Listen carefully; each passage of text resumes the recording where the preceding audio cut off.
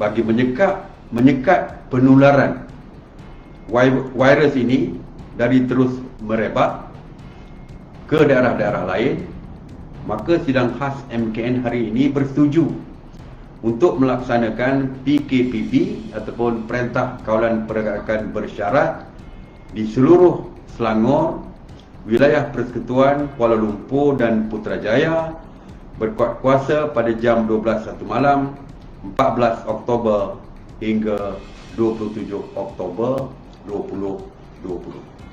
Sidang khas MKN hari ini telah bersetuju membuat ketetapan untuk melaksanakan PKPB ataupun Perintah Kawalan Pergerakan Bersyarat ke seluruh negeri Sabah. Berkuat kuasa jam 12.30 malam ini sehingga 26 Oktober 2020.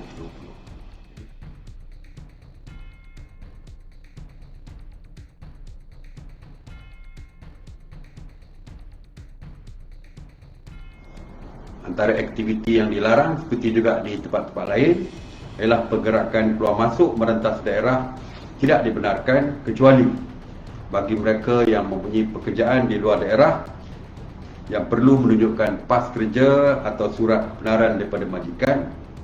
Bagi individu, setiap rumah hanya dibenarkan 2 orang saja untuk keluar daripada rumah yang bertujuan untuk membeli keperluan makanan.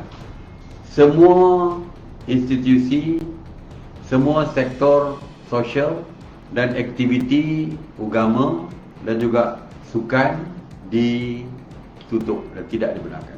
Institusi pendidikan sebagai contoh, sekolah, tadika, taska, institusi pengajian tinggi, institusi latihan kemahiran, pusat tahfiz, taman-taman awam dan rekreasi, semuanya ditutup. Masjid dan surau serta rumah ibadah bukan Islam juga ditutup.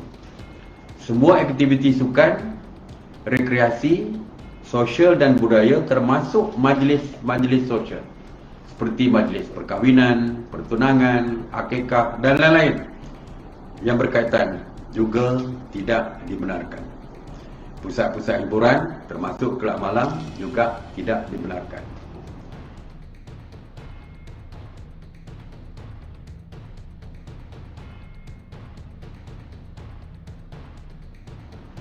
Manakala kegiatan di bawah sektor ekonomi, industri dan perniagaan dibenarkan beroperasi seperti biasa, namun perlu mematuhi SOP yang ketat yang telah pun dikeluarkan oleh MKM ataupun yang mungkin akan dikeluarkan oleh MKN setelah berbincang dengan MKN Sabah. Pasar borong, pasar harian dibuka daripada 6 pagi hingga 2 petang. Kedai-kedai barang keperluan dan kedai runcit dibuka daripada 6 pagi hingga 6 petang. Restoran, kedai-kedai makan, warung-warung juga dibenarkan daripada 6 pagi, beroperasi daripada 6 pagi hingga 6 petang, walaupun ianya terhad kepada pembelian secara pandu lalu, pengantaran serta take away ataupun yang berbungkus saja. Operasi stesen minyak dibenarkan beroperasi dari 6 pagi hingga 6 petang. Perkhidmatan teksi dan e-hailing dan pengantaran makanan dibenarkan daripada 6 pagi hingga 8 malam. Bas ekspres dan bas henti-henti tidak dibenarkan beroperasi kerana tidak dibenarkan rentas daerah. Farmasi dan kedai ubat dibenarkan beroperasi seperti biasa daripada 6 pagi hingga 6 petang, manakala operasi klinik dan hospital kerajaan dibenarkan beroperasi 24 jam, manakala di segi pekerjaan, sektor perikanan, pertanian, perladangan juga dibenarkan.